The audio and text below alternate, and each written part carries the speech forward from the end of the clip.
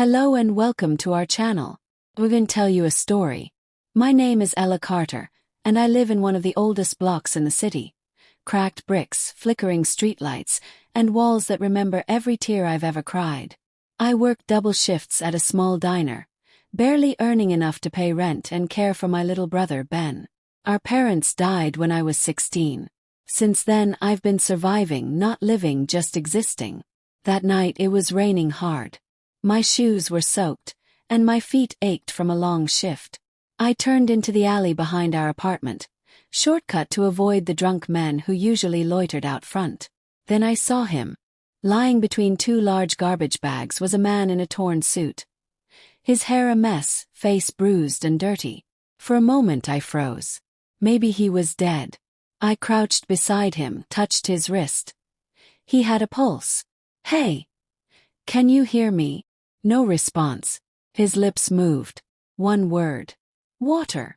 I rushed home, got a bottle, and helped him sip it slowly. He blinked and tried to sit up. That's when I saw his Rolex. Muddy but real. His shoes were handmade Italian leather, torn now, but expensive.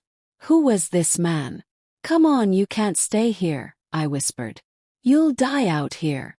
I half dragged, half carried him up 3 flights of stairs to our tiny apartment. My brother Ben stared in shock. "Ella, who is that?" "I don't know," I said. "But we're not leaving him to die." The man slept for 2 days straight. I cleaned his wounds, wiped the dirt off his face.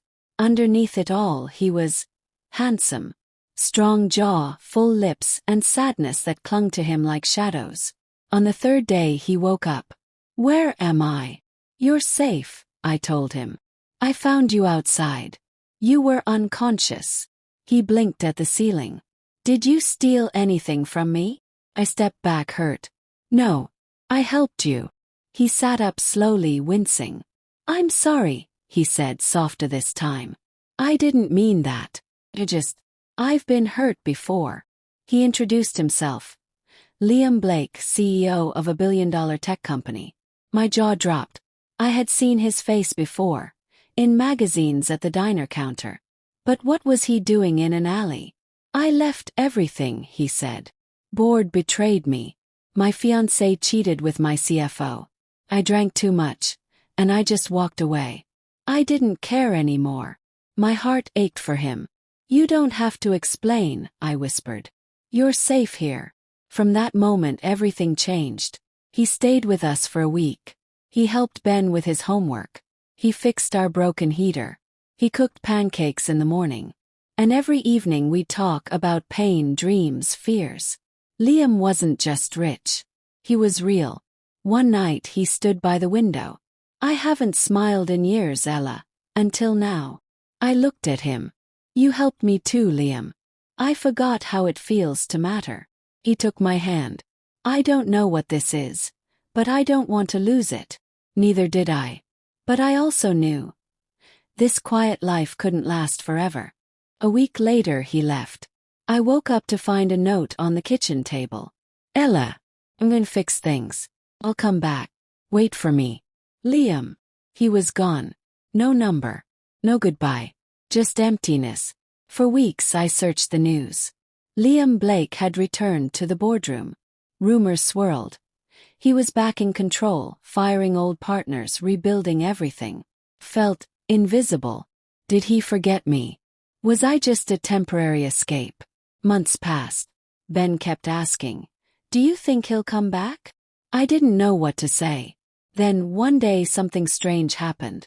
A black car stopped in front of our building. A man in a suit walked out and handed me a white envelope. Inside was a plane ticket, a handwritten note, and an address. "Come if you still believe in what we had. Liam." My heart raced. Ben grabbed my hand. "Go. I'll be okay with Aunt May." The address led me to a private estate outside the city. Giant gates, blooming gardens, marble stairs. I hesitated. A butler opened the door. "Miss Ella, we've been expecting you."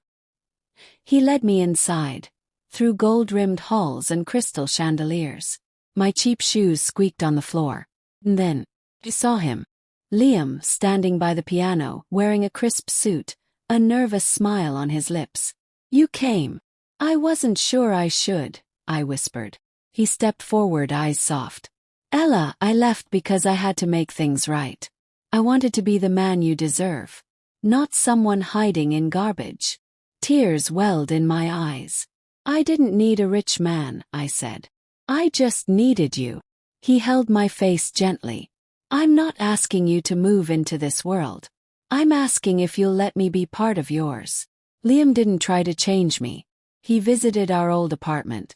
He played video games with Ben. He even came to the diner and ordered a stack of pancakes. And one rainy evening, just like the night I found him, he knelt outside that same alley, pulled out a simple silver ring and asked, "Ella Carter, will you marry me and remind me every day that love doesn't care about money or titles, just truth?" Said yes, right there in the rain. Speech balloon moral of the story. Sometimes you don't find love in the palace. You find it near the trash, bruised and broken, waiting for someone brave enough to see past the dirt and into the heart.